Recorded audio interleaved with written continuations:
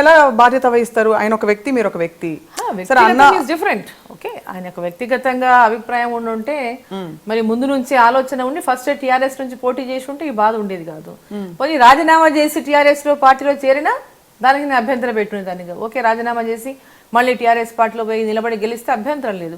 So Congress party నుంచి ఈరోజు గెలిచి కాంగ్రెస్ పార్టీ టికెట్ ఇస్తే గెలిచి ఈరోజు ఇంకో పార్టీలో పోవడం అనేది మా ఫాదర్ ఆశయాలకు కానీ మా విరుద్ధం అది.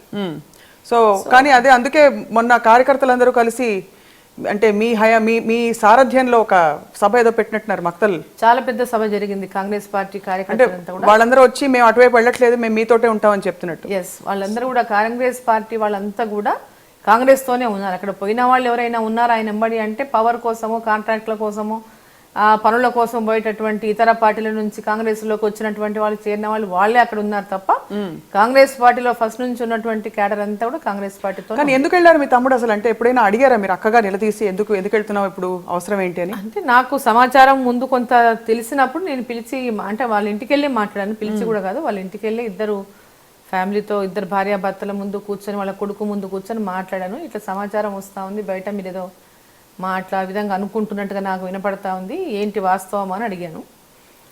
అంటే ఏదో చెప్పారు కార్యకర్తలు పోదామన్నారు అదని చెప్పారు కదా, అది కార్యకర్తలు ఎవరు పోదామని అడగలేదు, అది వాస్తవం కాదు, అది వారి పర్సనల్ గెయిన్స్ కోసం వెళ్ళారు వాళ్ళంతే. అంటే మీ తమ్ముడు కూడా అని కూడా చూడకుండా చెప్పేస్తారు ఈ మాట. గెయిన్స్ అంతే. కానీ ఒకలాగా అంటే కొంత నీరసించిపోయింది కాంగ్రెస్ పార్టీ. ఆంధ్రప్రదేశ్ అయితే ఇంకా అసలు లేనే లేదు, ఇక్కడ కూడా నీరసించిపోయింది. మీకు ఆహ్వానం రాలేదా చక్కగా మీరు వచ్చి? ఎందుకంటే ఎనీవే అక్కడ పవర్ఫుల్ లేడీస్ ఫోర్ ఫ్రంట్ లో టీఆర్ఎస్ పార్టీలో లేరు, చాలా కొద్ది మంది ఉన్నారు. మీలాంటి ఒక పవర్ఫుల్ నాయకురాలు. నాకు కూడా ఒక పెద్ద వ్యక్తితోనే పార్టీలో రమ్మని ఏం కావాలంటే అది చేస్తాం, ఏం కావాలంటే తనకి ఏది కోరుకుంటే అది చేస్తామని చెప్పి పంపించారు. నేను అదే రోజు ఇమ్మీడియట్ గా వాళ్ళకి అదే అడిగిన వాళ్ళకి సమాధానం చెప్పాను, నేను ఎట్టి పరిస్థితుల్లో పార్టీ మారను, ఒక ప్రిన్సిపల్స్ ఎథిక్స్కు ఫాలో అవుతాను. కాంగ్రెస్ పార్టీ నుంచి ఈరోజు గెలిచి కాంగ్రెస్ పార్టీలో గతంలో మంత్రిగా చేశాను. ఈరోజు కష్టాల్లో ఉన్నప్పుడు పార్టీకి అండగా నిలబడతాం, పార్టీ ఖచ్చితంగా రివైవ్ చేస్తాం. తెలంగాణ ఇచ్చింది సోనియా గాంధీ గారు. సో తప్పకుండా కాంగ్రెస్ పార్టీలో ఉంటాం, ఎటువంటి వాటికి వేటికి కూడా మేము లొంగేదాన్ని కాదని కూడా చెప్పడం జరిగింది. ఈ కోణంలో మ్యామ్ ఇది చాలా కొంచెం సెన్సిటివ్ క్వశ్చన్. ఏంటంటే మీరే మీ తమ్ముడిని వెనక నుండి నువ్వు అక్కడ నేను ఇక్కడ ఉంటే నా పనులు అవుతాయి నీ పనులు అవుతాయని ప్రభుత్వం నుంచి పనులు చేయించుకోవచ్చు అని ఒక దారుణమైన ఆరోపణ మీ మీద వచ్చింది. అఫ్ కోర్స్ ఇది మీరు అంటే ఇప్పుడు ఫస్ట్ టైం బహుశా ఇంత ఓపెన్ గా చెప్తున్నారు తమ్ముడికి నాకు మాటలు లేవని చెప్పి. ఇప్పుడు వాళ్ళు ఆరోపణలు చేశారు, ముందు తమ్ముడిని పంపించింది తర్వాత నేను పోతానని. అట్లా పోవాలని అంటే ఫస్ట్ నాతో పాటు నలుగురు నేర్చుకోబోలే శక్తి నాకుంది. కానీ అటువంటి అంటే విలువలు లేనటువంటి రాజకీయాలు చేసే వ్యక్తిత్వం కాదు. సో మా తమ్ముడిని పంపించి నేను పోవాల్సినటువంటి, నా తమ్ముడు నాకంటే ఏం పవర్ఫుల్ కాదు. అక్కడ నా తమ్ముడు స్వయంగా మా ఫాదరు యొక్క ఆయన పేరుతోనే అప్పుడు మా తమ్ముడు అక్కడ ఉన్నాడు తప్ప సొంతంగా ఇంకా ఇమేజ్ సొంతంగా ఏం సంపాదించుకున్నటువంటి పరిస్థితి లేదు నేటికి కూడా. సో ఆయన ద్వారా ఆయన వెనక నేను పోవాల్సిన పని అంతకంటే లేదు, ఆయన పంపించి పోవాల్సినటువంటి గత్యంతరం అసలే రాదు.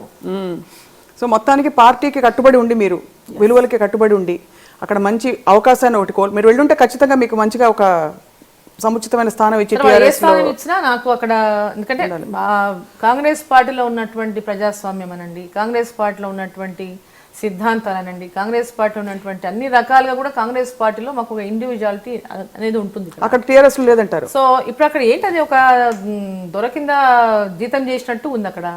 అట్లా ఉంది చూస్తున్నాం, దొర కింద జీతం చేసుకుంటూ ఉండాల్సిన పరిస్థితి కనపడుతుంది అక్కడ మనం చూస్తే. ఇప్పుడు ఒక ఎమ్మెల్యేగా మేము అపోజిషన్ ఎమ్మెల్యేగా ఉన్నాము, ఒక ముఖ్యమంత్రి రాష్ట్ర ముఖ్యమంత్రి అపోజిషన్ ఎమ్మెల్యేస్ అయినా వాళ్ళ పార్టీ ఎమ్మెల్యేస్ అయినా ఏ ఎమ్మెల్యేస్ అయినా సమానంగా చూడాల్సినటువంటి బాధ్యత ముఖ్యమంత్రి గారి పైన ఉంటుంది. అందరు కూడా పబ్లిక్ ఎన్నుకుంటేనే ఎన్నికై వచ్చినాం. మేము వాళ్ళు ఎట్లా ఎన్నికై వచ్చిందో మేము అట్లా ఎన్నికై వచ్చినాం. సో ఈరోజు ముఖ్యమంత్రి గారు అసలు పబ్లిక్ ఇష్యూస్ని ఏదన్నా తీసుకుపోయి ముఖ్యమంత్రి గారి దృష్టికి తీసుకుపోయి వాటిని సమస్యలు పరిష్కరించుకుందామంటే అడిగేటటువంటి పరిస్థితి లేదు. అపాయింట్మెంట్లు కోరితే ఇచ్చే పరిస్థితి లేదు. అపాయింట్మెంట్ చాలా సార్లు కోరాము, అసలు ఫోన్లు కూడా ఎత్తారు వాళ్ళ పిఏపిఎస్లు. మళ్ళీ చెప్తామంటే తిరిగి ఉద్యమించి ఆయన నిరాహార దీక్ష చేసి ప్రూవ్ చేయాలి, నేనే చేస్తానని ప్రూవ్ చేసుకోవాలనే ఒక వ్యక్తి కానీ ఒక పార్టీ కానీ ఇప్పుడు వచ్చిన అవకాశాన్ని కోల్పోతారని మీరు అనుకుంటారా? అంటే ఏదో ఒకటి చేయాలని తపన ఉంటుంది కదా వాళ్ళలో. ఒకటి చేయాలనే తపన ప్రతి ఒక్కరికి ఉంటుంది, మాకు కూడా ఉంటుంది కదా. ఆయనకేంది ముఖ్యమంత్రిగా, ఆయనకేంది, మాకు ఎమ్మెల్యేగా నాకు ఉంటది. ఆయనకు ఉండడం ఏం గొప్ప కాదు కదా. ఇప్పుడు ముఖ్యమంత్రిగా ఆయన చేతిలో అన్ని అధికారాలు ఉన్నాయి, ఆయన అనుకున్నా చేయగలుగుతాడు, ఆయనకి ఇష్టం ఉన్నది చేస్తాడు. ఇక్కడ మేము కూడా ప్రజల నుంచి ఎన్నుకోబడిన వాళ్ళం, మాకు కూడా మా ప్రాంతంలో తెలంగాణ రాష్ట్రం వచ్చింది, మా ప్రాంతంలో మొత్తం మేము కూడా చేసేసుకోవాలి, ఈ పెండింగ్ ఉన్నటువంటి అవసరం ఉన్నటువంటి అన్ని అభివృద్ధి కార్యక్రమాలు ఎంబడే కావాలని మేము కూడా కోరుకుంటాం.